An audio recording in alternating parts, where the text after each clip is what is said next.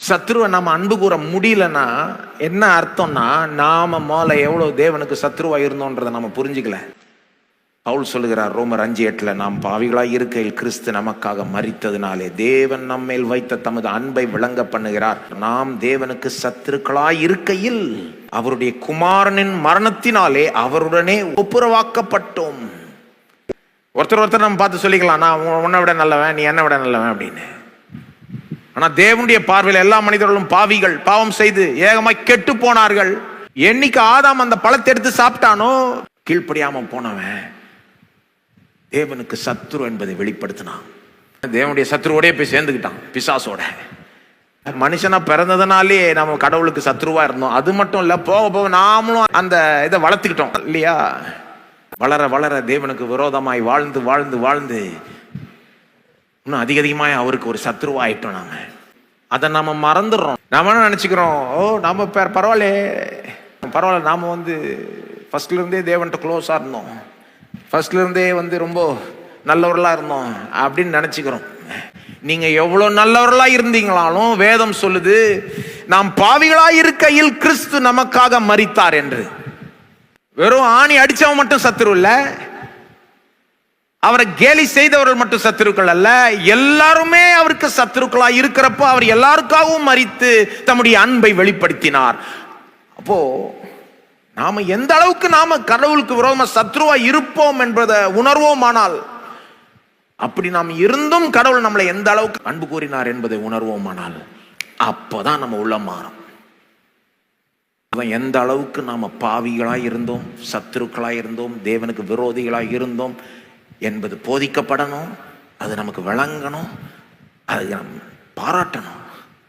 ஐயோ இவ்வளோ மோசமா இருந்தனா, இப்படிப்பட்டவர்களுக்கா இயேசு மரித்தார் என்பதை புரிஞ்சுக்கணும், மனது உள்ளம் பாராட்டணும்.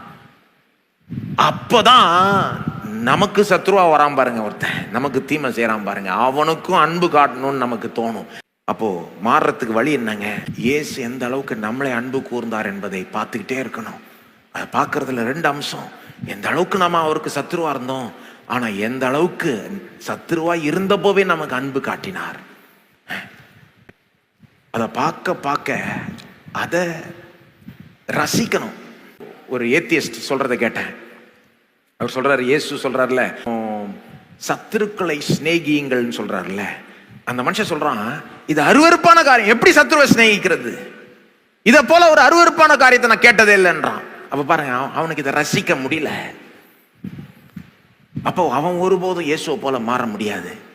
என்னைக்கு இயேசு செய்யறத ரசிக்க முடியுமோ, அப்போ இயேசுவை போல நீங்க அதிகமாய் மாறிவிடலாம்.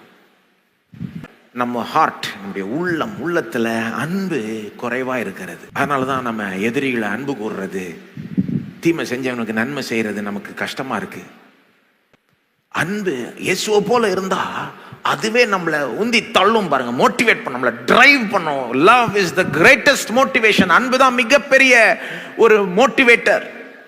இது வெறும் வில் பவர், தீர்மானம் எடுத்தாலும் பத்தாது. இது சும்மா ட்ரை பண்ண பத்தாதுங்க.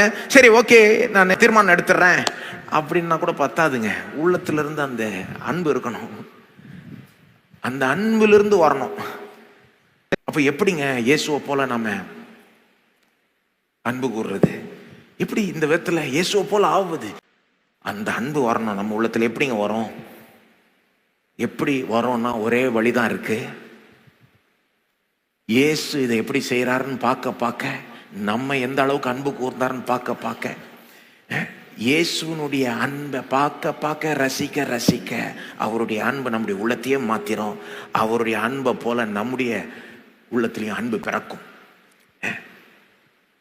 ஆவியானவர் தான் அதெல்லாம் உதவி செய்யணும் பாருங்க, பார்க்கறதுக்கு உதவி செய்யணும், இயேசுனுடைய அன்பை புரிஞ்சுக்கிறதுக்கு உதவி செய்யணும், நாம எந்த அளவுக்கு சத்துருக்களா இருந்தோம்ன்றதை புரிஞ்சுக்க உதவி செய்யணும். ஆவியானவர் தான் எந்த அளவுக்கு அவர் சத்துருக்களா இருந்தப்போவே நம்மளை அன்பு கூர்ந்தார் என்பதை புரிஞ்சுக்க உதவி செய்யணும். ஆவியானவர் தான் இதை ரசிக்க வைக்கணும். பார்க்க பார்க்க, ரசிக்க ரசிக்க ஆவியானவர் நம்மளையே இயேசுவை போலவே மாத்திட்டு வந்துருவார். இது நாமளா கொண்டு வருகிற மாற்றம் அல்ல, ஆவியானவர் செய்கிற ஒரு மாற்றம்.